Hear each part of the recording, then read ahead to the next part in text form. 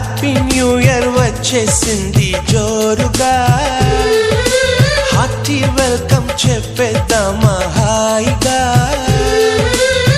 కొత్త కొత్త ఊహల్లో తెలిపోటియా, మనసులోని ఆశల్ని పంచుకో బ్రదర్.